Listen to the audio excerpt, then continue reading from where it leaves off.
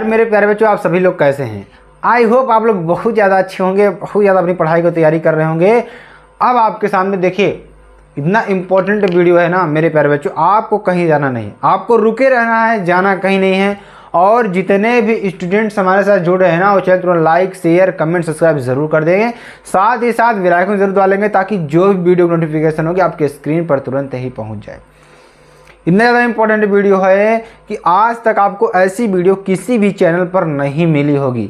यहाँ पर जो कंटेंट आपको दिया जाएगा एकदम ऑथेंटिक कंटेंट, आपके सामने सारी चीज़ों को सॉल्व किया जाएगा और आपको इसकी प्रॉपर नोट्स बनाकर चलनी है, ठीक है ना। तो आप सभी लोग क्या करना है, इसकी प्रॉपर नोट्स बनाइए, अच्छी तरीके से इसकी तैयारी करिए। आपके सामने अपॉर्चुनिटी है 2024 की, ठीक है ना। 2024 बोर्ड में आपको 95% लाना है, तो लाना है, ये कसम खा लीजिए कि हमें अभी से 95% यार लाना है। देखिए, ज़्यादा कुछ करना नहीं है, हमारे साथ जुड़े रहिए, जितने वीडियोस जा रहे हैं उसको अच्छी तरीके से पढ़ते रहिए और साथ ही साथ अपनी नोट्स भी तैयार करते रहिए। देखिए, आप चुटकियों में क्या कर जाएंगे, 95% ला लेंगे, ठीक है ना। तो ये चीज़ है आपके लिए। चलिए देखिए, कौन सा मॉडल पेपर है आपके लिए, बता दें, रसायन विज्ञान 347 जीके, ठीक। तो चलिए इस मॉडल पेपर के बारे में बात करते हैं और आपको बहुत अच्छी तरीके से समझाने का प्रयास करते हैं। इंटरमीडिएट परीक्षा उत्तर प्रदेश की बात करेंगे। परीक्षार्थी उत्तर पुस्तिका किसी भी भाग में अपना नाम नहीं लिखेंगे। जो परीक्षार्थी होंगे उत्तर पुस्तिका किसी भी भाग में अपना नाम नहीं लिखेंगे और केंद्राध्यक्ष एवं कक्ष निरीक्षकों को यह अधिकार होगा कि वे परिषद की परीक्षा में सम्मिलित होने वाले परीक्षार्थियों की तलाशी ले सकते हैं।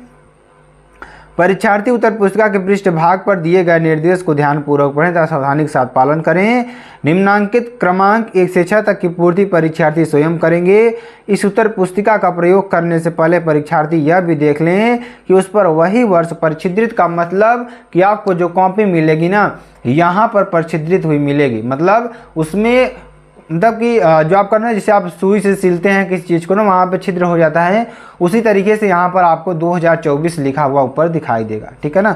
ओनली फॉर ये डेमो कॉपी है, आपकी कॉपी सेम टू सेम ऐसे ही आती है, तो आपको ये बात को ध्यान देना है। अब अगली बात करते हैं। यहाँ पर आपको अनुक्रमांक लिखना होगा, किसमें, अंकों में। यहाँ पर आपको अनुक्रमांक लिखना होगा शब्दों में, ठीक।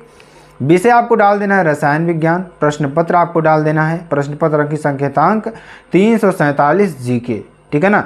परीक्षा का दिन डाल देना है, परीक्षा तिथि एवं पाली आपको डाल देना है, केंद्र का नाम यहाँ पर आपको डाल देना है। अब उसके बाद आप कुछ नहीं करेंगे, उसके नीचे आप कक्ष निरीक्षक लोग भरेंगे अपना, जो ही भरना रहेगा उनको, ठीक। परीक्षा कक्ष संख्या, एग्जाम रूम नंबर आपको यहाँ पर डाल देना है, कक्ष निरीक्षक का पूरा नाम और स्पष्ट हस्ताक्षर आपको यहाँ पर डाल देना है, ठीक। ये चीज़ें आपको कर देनी है। चलिए आगे आपको समझाते हैं, ध्यान दीजिएगा, ठीक है ना, और आपको जुड़े रहना है, ठीक। देखिए, ये आपका मॉडल पेपर है, सेट नंबर 4 2022 347 जीके, ठीक है ना। चलिए ध्यान दीजिएगा, यहाँ पर जो आपका पेपर क्या कर रहा है, प्रारंभ के 15 मिनट परीक्षार्थियों को प्रश्न पत्र पढ़ने के लिए निर्धारित है, ठीक। सभी प्रश्न अनिवार्य हैं, प्रत्येक प्रश्न के निर्धारित अंक उसके समक्ष दिए गए हैं। गणनात्मक प्रश्नों में गणना के समस्त पद दीजिए, प्रश्नों के प्रासंगिक उत्तर दीजिए, जहां आवश्यक हो रासायनिक समीकरण दीजिए, ठीक है ना। ये चीज़ आपको ध्यान देना है और कर लेना है। अगला देखेंगे, इस प्रश्न के प्रत्येक खंड में 4 विकल्प दिए गए हैं, सही विकल्प चुनकर उसे अपनी उत्तर पुस्तिका में लिखिए। एक क्रिस्टल तंत्र में A बराबर B बराबर C और अल्फा बराबर बीटा बराबर गामा बराबर is not equal to 90 degree वह तंत्र है। क्या तंत्र है कि खटकोणी है, रोमोहेड्रल है, चतुष्कोणी है या मोनोक्लिनिक है। तो यहाँ पर आंसर की बात करेंगे मेरे प्यारे बच्चों, तो क्या हो जाएगा, रोमोहेड्रल। क्या, रोम्बोहेड्रल, ठीक है ना। अगला देखेंगे, क्या है, निम्न में से किस 0.1 मोल जलीय विलयन का हिमांक न्यूनतम होगा। सोडियम क्लोराइड का, यूरिया का, पोटेशियम सल्फेट का या ग्लूकोज का। तो आंसर क्या हो जाएगा, यहाँ पर आंसर की बात करें तो पोटेशियम सल्फेट का। किसका, पोटेशियम सल्फेट का, ठीक है ना। वेग स्थिरांक ताप बढ़ाने पर क्या होगा, बढ़ेगा, घटेगा, अपरिवर्तित रहेगा या इनमें से कोई नहीं। तो क्या हो जाएगा मेरे प्यारे बच्चों, इसका आंसर बढ़ेगा। क्या होगा, बढ़ेगा, ठीक है ना। घ नंबर की बात करेंगे, ध्यान दीजिएगा, निम्न में से कौन सा मोनोसेकेराइड है। तो आप सभी लोग इसका आंसर ज़रूर दीजिएगा, निम्न में से कौन मोनोसेकेराइड है। लैक्टोज, स्टार्च, माल्टोज या फ्रक्टोज? आंसर क्या हो जाएगा? लैक्टोज। ठीक है ना। अगला देखेंगे, जब एसिटिक अम्ल को P2O5 के साथ गर्म किया जाता है तो निम्न में से कौन सा यौगिक प्राप्त होगा? जब किसको? एसिटिक अम्ल को P2O5 के साथ गर्म किया जाता है तो कौन सा यौगिक प्राप्त होगा? CH3CO का whole twice O, CH4, CH3CO, CH3, CH3CHO। तो यहाँ पर अगर आंसर की बात करेंगे, आंसर क्या हो जाएगा? यहाँ पर CH3। ठीक है ना, क्या हो जाएगा? CH3CO का होल ट्वाइस O। ठीक है ना, ये आपको हो जाएगा। चलिए अगला नंबर बात करेंगे 6 नंबर की। एमाइड का एमीन में परिवर्तन निम्नलिखित में से किस अभिक्रिया द्वारा किया जा सकता है? एमाइड का एमीन में परिवर्तन किस अभिक्रिया द्वारा किया जा सकता है? ठीक है ना, कार्बिलमीन अभिक्रिया, हाफमैन ब्रोमाइड अभिक्रिया, वुड्स अभिक्रिया या कैनिजारो अभिक्रिया? तो आंसर क्या हो जाएगा? हाफमैन ब्रोमाइड अभिक्रिया। क्या हो जाएगा? हाफमैन ब्रोमाइड अभिक्रिया। ठीक है ना, ये आपके लिए हो जाएगा। चलिए अगला क्वेश्चन देखते हैं जो आपके लिए बहुत इंपॉर्टेंट और बहुत ही महत्वपूर्ण 2 के नंबर क की बात। देखिए इसमें थोड़ा राइटिंग सही नहीं है, इसलिए आपको थोड़ा ध्यान से समझना होगा और अच्छी तरीके से समझना होगा। मेरे प्यारे बच्चों, आपके लिए सारी वीडियोस प्रोवाइड की जा रही हैं, बहुत ज़्यादा मेहनत किया जा रहा है, तो ध्यान दीजिएगा। सभी लोग नोट्स अच्छी तरीके से अपनी हैंड राइटिंग में बनाइएगा। यहाँ पर समझिए, नोट्स बनाइए और अच्छी तरीके से अपनी तैयारी करिए। ठीक है ना। क्रिस्टलीय ठोस की बात करेंगे। क्रिस्टलीय ठोस या क्वेश्चन देखिए क्या है। क्रिस्टलीय ठोस 2 के क नंबर की बात करेंगे। क्रिस्टलीय ठोसों का अंतराणविक बलों के आधार पर वर्गीकरण कीजिए।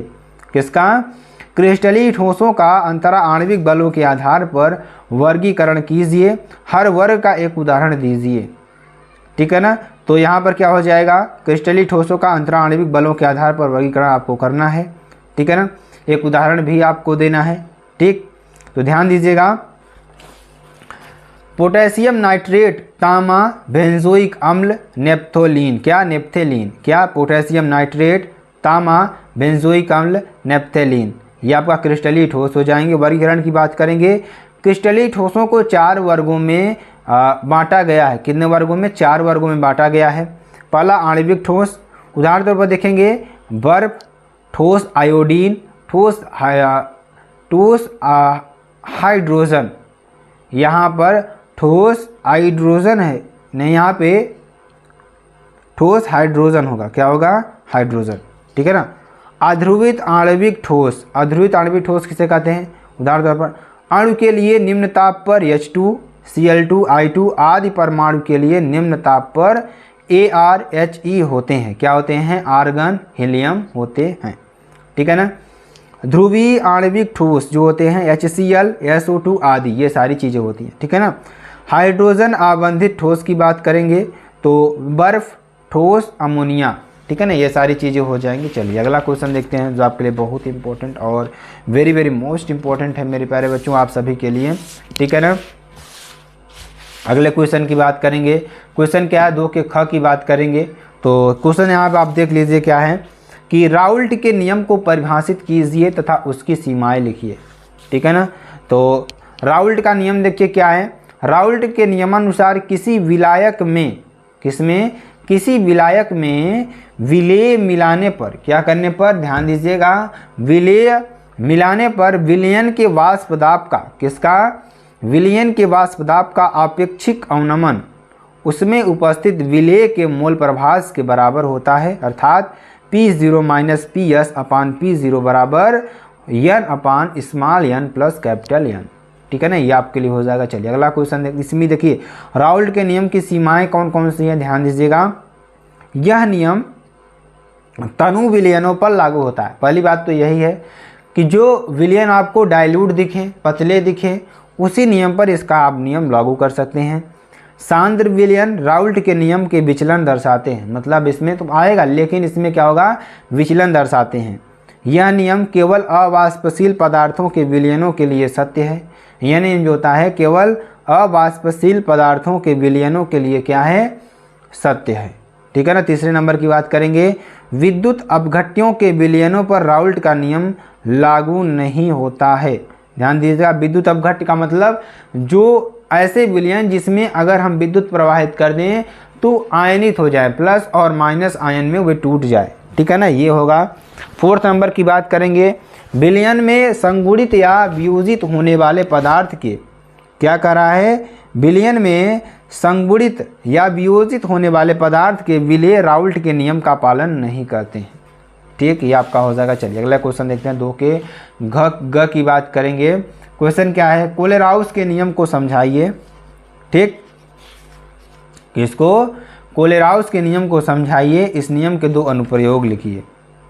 ठीक है ना, तो कोलेराउस का नियम क्या है, अनंत सांद्रता पर, किस पर, अनंत सांद्रता पर किसी वैद्युत अपघट्य का मोलर चालकत्व, क्या, मोलर चालकत्व उसके द्वारा उत्पन्न आयनों के चालकत्व का योग होता है। आयनिक चालकत्व को फार्मूला इकाई में उत्पन्न आयनों की संख्या से गुणता करते हैं। अगणितीय प्रारूप AX BY यौगिक के लिए लैम्डा की पावर अल्फा इंटू m। तो ये टोटल आपका क्या है, इसको आपको स्क्रीनशॉट कर लेना है। ठीक है ना, चालकत्व के लिए कोलेराउस नियम के अनुसार अनंत सांद्रण पर अपघट्यों की साम्यांक चालकत्व 2 संख्याओं का मान है, एक जो धनायन पर और दूसरी ऋण आयन के मान का योग है। ठीक है ना, ये आपके लिए हो जाएगा। ठीक है ना, लैम्डा C की पावर इनफाइनाइट तथा लैम्डा A की पावर इनफाइनाइट आयनिक चालकत्व के लिए जो अनंत का सांद्रण पर, यहाँ पे इनफाइनाइट आपको बना देना है। ठीक है ना, ये इनफाइनाइट का चिन्ह है। ठीक, तो जो अनंत सांद्रणपण है। ठीक है ना, प्रश्न संख्या नंबर 2 के घ की बात करेंगे तो विलयन समांगी तंत्र होता है। विलयन क्या होता है, समांगी तंत्र होता है, जबकि कोलाइडी विलयन विषमांगी तंत्र होता है। जो विलयन होता है वह समांगी तंत्र होता है। ध्यान दीजिएगा, वास्तविक विलयन और कोलाइडी विलयन में उदाहरण आपको बताना है। क्वेश्चन यही है कि वास्तविक विलयन और कोलाइडी विलयन में उदाहरण सहित आपको समझाना है, क्वेश्चन को लिख लेना है। ठीक है ना, चलिए आगे चलते हैं। विलयन समांगी तंत्र होता है, जबकि कोलाइडी विलयन विषमांगी तंत्र होता है। विलयन में विलेय के कणों का आकार 1 नैनोमीटर या 10 एंगस्ट्रॉम से कम होता है, जबकि कोलाइडी विलयन में कोलाइडी कणों का आकार 1 से 1000 नैनोमीटर या 10 एंगस्ट्रॉम से 10,000 एंगस्ट्रॉम होता है। ठीक, आगे देखेंगे, विलयन कोलाइडी विलयन के समान टिंडल प्रभाव, ब्राउनी गति, विद्युत कण संचलन जैसे गुण व्यक्त नहीं करते हैं। ठीक है ना, ये आपके लिए हो जाएगा। चलिए आगे आपको बताते हैं। 3 के क नंबर की बात करेंगे, जो कि आपके लिए बहुत इंपॉर्टेंट और बहुत ही महत्वपूर्ण है। चूँकि ए परमाणु, देखिए क्वेश्चन क्या है, क्वेश्चन देख लेंगे तो आपको अच्छी तरीके से आइडिया हो जाएगा। थोड़ा इसमें क्वेश्चन भी नहीं दिख रहा है तो आपको हम समझाने का प्रयास करेंगे इसमें कि एक घनी संरचना वाला यौगिक तत्व A तथा B से बना है। इसमें A परमाणु, यहाँ पर क्या है, A परमाणु घन के कोने पर तथा B परमाणु फलक केंद्र पर है। तो यौगिक का सूत्र ज्ञात कीजिए। किसका ज्ञात करना है, यौगिक का सूत्र ज्ञात करना है। तो ध्यान दीजिएगा, चूंकि A क्या है, परमाणु घन के 8 कोनों पर, क्या है, 8 कोनों पर उपस्थित है, अतः एकक कोष्ठिका, मतलब जो A परमाणु है ना वो घन के 8 कोण, घन आपका ऐसे ही बनता है। ध्यान दीजिएगा, जैसे इसको हमने आपको बना दिया तो यहाँ पर ध्यान दीजिएगा, ये आपका बनता है। ठीक है, घन कुछ इस तरीके से बनता है। ठीक है ना, कुछ इस तरीके से आपका घन बनेगा। ठीक, तो यहाँ पर एक कोना, यहाँ पर एक कोना, यहाँ पर एक कोना, यहाँ पर एक यहाँ पर और एक यहाँ पर और एक यहाँ पर और एक यहाँ पर, कुल मिलाकर टोटल कितने हो गए, 8। ठीक, तो होते हैं। अतः एकक कोष्ठिका में ए परमाणुओं की संख्या 1/8 × 8 = 1। मतलब अगर 1 की बात करेंगे तो 8 में से 8 है तो यहाँ पर कितने परमाणु होंगे, 1 होगा। ठीक है ना। बी परमाणु पर घन के 6 फलक केंद्र पर उपस्थित, अतएव एकक कोष्ठिका में बी परमाणुओं की संख्या, फलक की बात करेंगे, 1 ऊपर 1 नीचे, 2 3, एक इधर वाला 4 5 और पीछे वाला 6। ठीक, 6 फलक आपके होंगे। तो ये देखिए आपकी एक फलक है, ये अगर इसकी पूरा बात करें तो ये आपका पूरा एक फलक है। ठीक है ना। इसी तरीके से आप पीछे वाला देखेंगे, 2 फलक हो गया, 1 ऊपर 1 नीचे, 4 हो गया, 1 यहाँ पर 1 यहाँ पर साइड में, 6 हो गया। तो 1/2 × 6 = 3, यानी परमाणुओं का अनुपात A/3 = 1/3 में है। ठीक, अब यौगिक का सूत्र क्या बनेगा, AB3। क्या बनेगा, AB3। अगला क्वेश्चन देखते हैं जो कि आपके लिए बहुत इंपॉर्टेंट है। 3 के ख की बात करेंगे। क्वेश्चन क्या है कि निम्नलिखित उप संयोजन यौगिकों की IUPAC नाम लिखिए।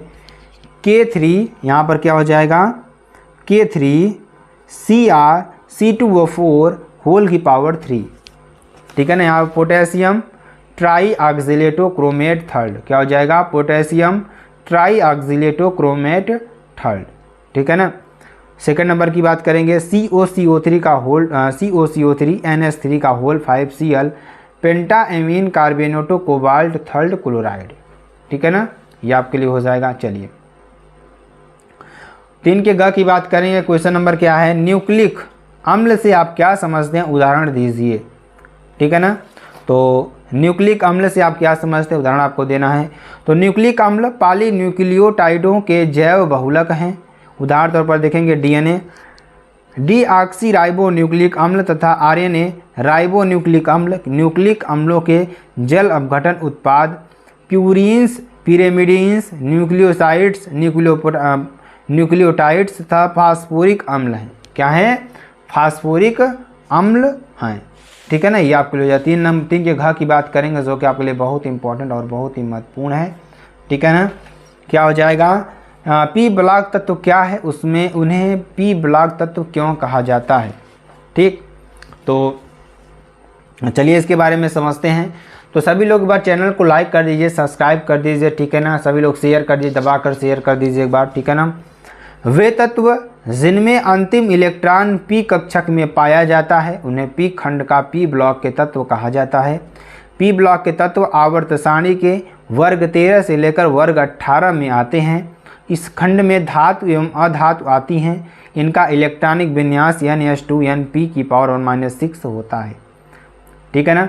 आवर्त सारणी के P ब्लॉक में वर्ग 13, 14, 15, 16, 17 तथा 18 के तत्वों को रखा गया है।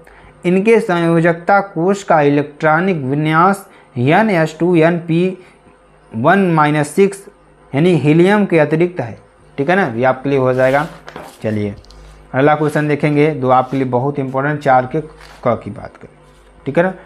तो निम्नलिखित सेल का 298K पर नष्ट समीकरण लिखिए, EMF की गणना कीजिए। यहाँ पर क्या है, EMF की गणना कीजिए।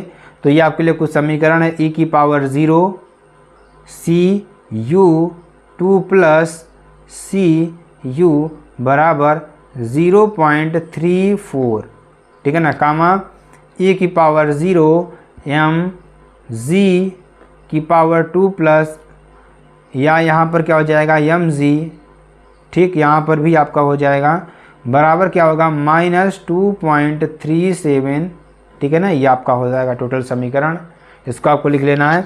और यहाँ पर ms/mg2 प्लस का मान 0.001 मोल और इसका मान क्या है 0.0001 मोल यानी Cu ठोस है, ठीक है ना। ये आपके लिए हो जाएगा। तो इसको आपको क्या करना है, स्क्रीनशॉट कर लेना है अच्छी तरीके से, ठीक है ना। अगले क्वेश्चन को हम आपको समझाते हैं। अगला क्वेश्चन देखिए क्या है, ध्यान दीजिएगा, बहुत इंपॉर्टेंट है। क्वेश्चन क्या है, ध्यान दीजिएगा कि ब्राउनी निम्न पर संक्षिप्त टिप्पणी लिखिए। ब्राउनी गति स्कंदन, ठीक है ना। तो ब्राउनी गति क्या होती है, परिक्षेपित प्रावस्था तथा परिक्षेपण माध्यम से बना कोलाइडी विलयन एक विषमांग विलयन होता है। कोलाइडी विलयन का अति सूक्ष्मदर्शी द्वारा अवलोकन करने पर ज्ञात होता है कि कोलाइडी कण टेढ़े मेढ़े तरीके से सभी दिशाओं में गति करते हैं। कोलाइडी कणों का तीव्र गति से इस प्रकार गति करना ब्राउनी गति कहलाता है। बियर के अनुसार यह गति, बियर एक वैज्ञानिक है, पीने वाली बियर मत समझ लीजिएगा कि बियर कह दिया तो पीने वाली बियर समझ लीजिए, ठीक है ना। तो ये चीज़ मत समझिएगा आप, ठीक है ना। तो बियर के अनुसार यह गति, ठीक है ना, क्या करा, यह गति कोलाइडी कणों के परिक्षेपण माध्यम के अणुओं के साथ टकराने से उत्पन्न होती है, ठीक है ना। अब देखिए इसमें अगर हम आपको थोड़ा फिगर के द्वारा समझाएं तो मान लीजिए कोई पात्र है, ठीक है ना, हम इसमें कोलाइडी कण भर दिए, ठीक है ना। जब इसमें प्रकाश डाला गया तो कुछ कण इधर, कुछ कण इधर, कुछ कण इधर, मतलब वे क्या कर रहे थे, एक जिगजैग मोशन में गति कर रहे थे, ठीक है ना। इसी को हम क्या कहते हैं, ब्राउनी गति कहते हैं। कण की क्या कहते हैं? ब्राउनी गति।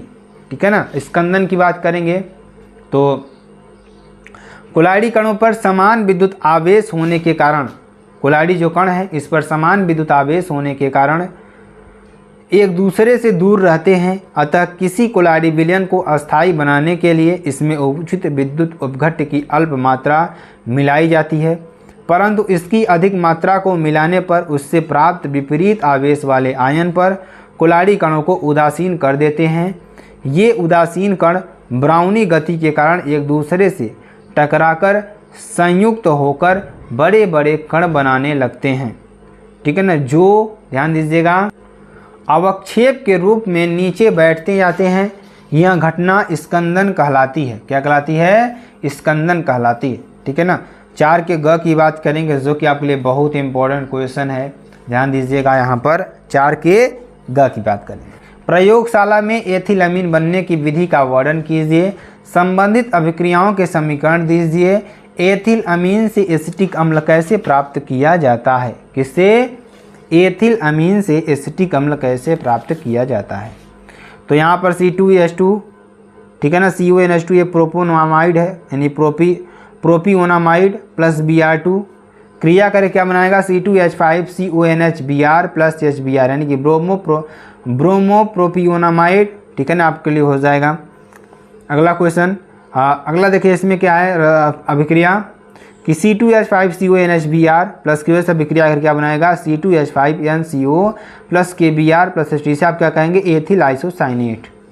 ठीक, चलिए C2H5NCO प्लस 2KOH क्रिया करके क्या बनाएगा? C2H5NH2 एथिलअमीन प्लस K2CO3 बनाएगा। ठीक है ना।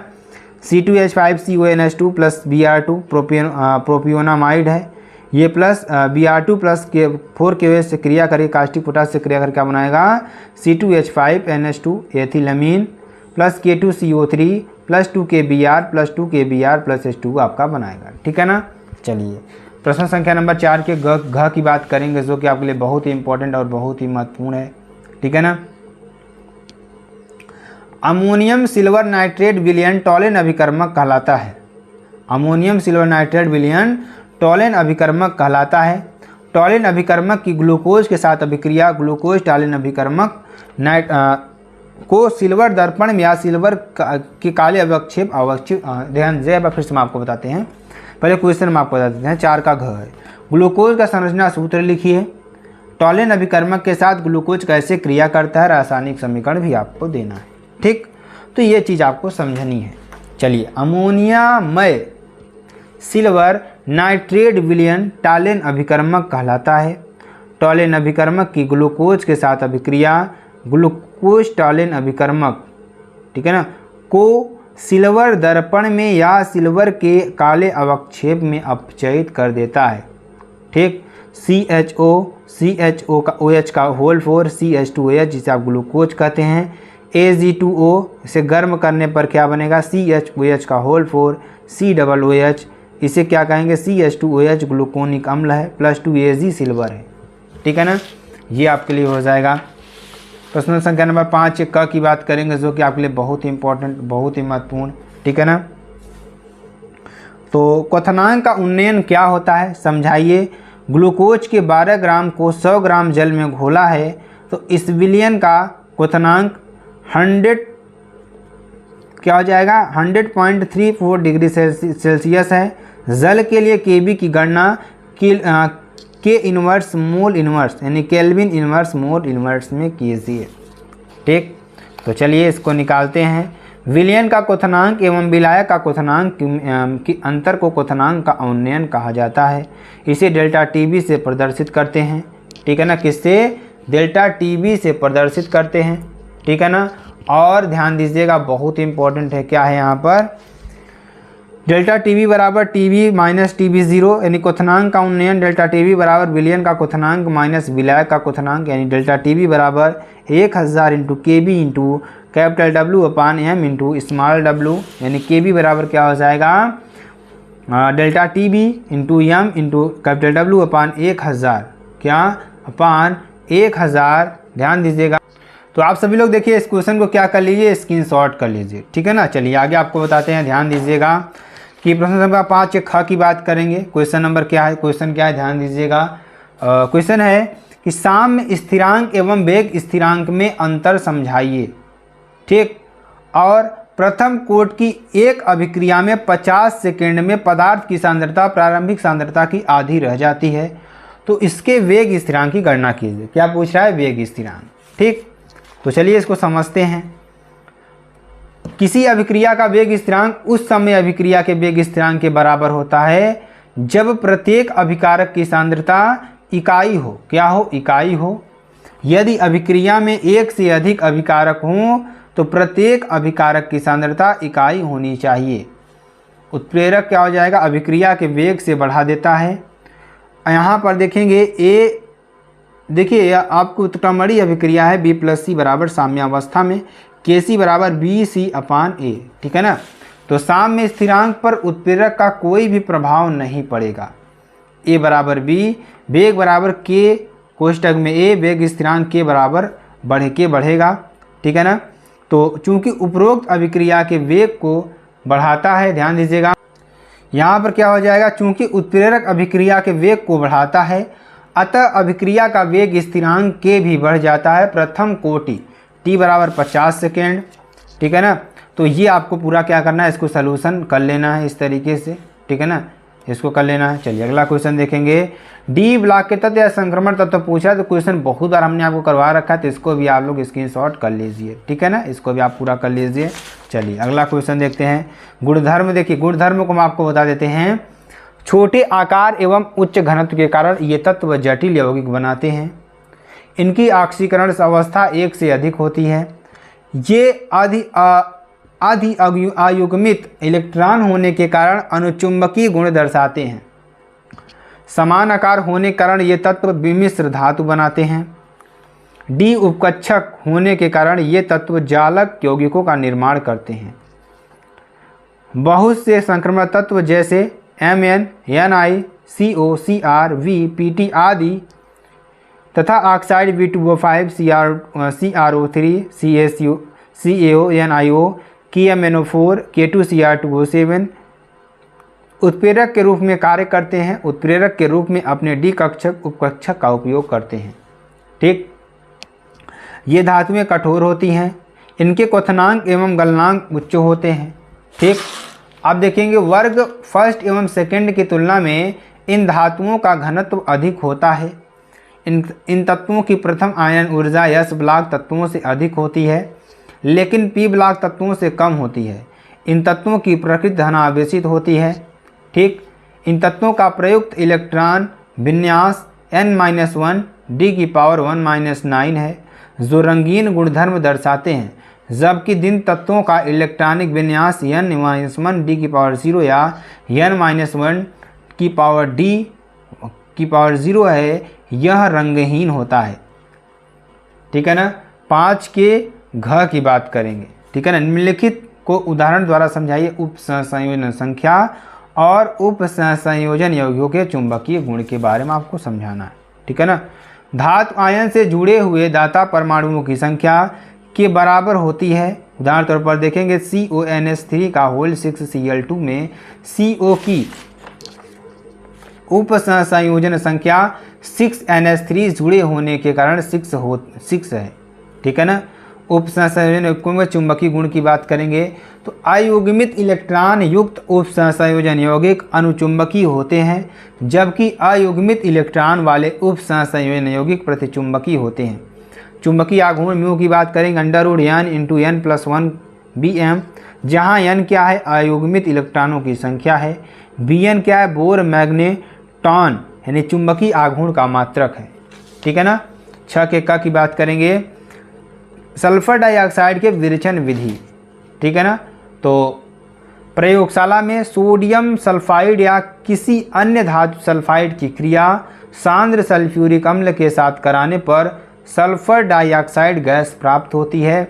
इसे वायु के अधोमुखी विस्थापन द्वारा एकत्रित कर लिया जाता है। ठीक, Na2SO3 + H2SO4 सांद्र लेंगे यहाँ पर।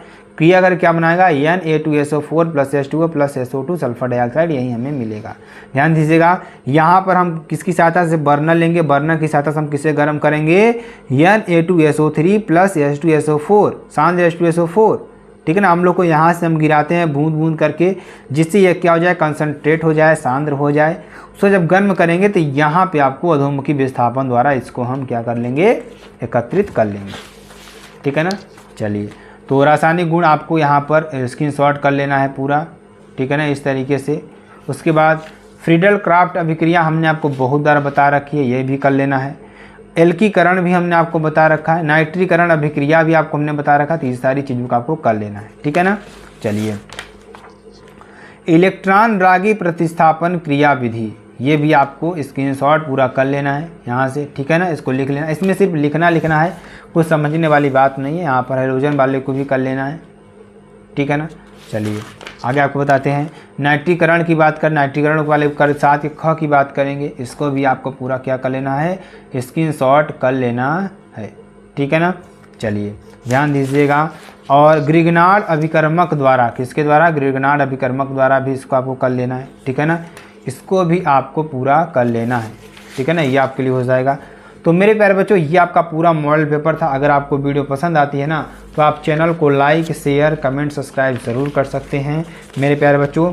फिर मिलते हैं नेक्स्ट वीडियो में नए टॉपिक के साथ। तब तक के लिए जय हिंद, जय Bharat, bye bye, take care, अपना ख्याल रखिए, स्वस्थ रहिए, मस्त रहिए, एग्ज़ाम दीजिए और 95% ले आइए। तब तक के लिए जय हिंद, जय भारत।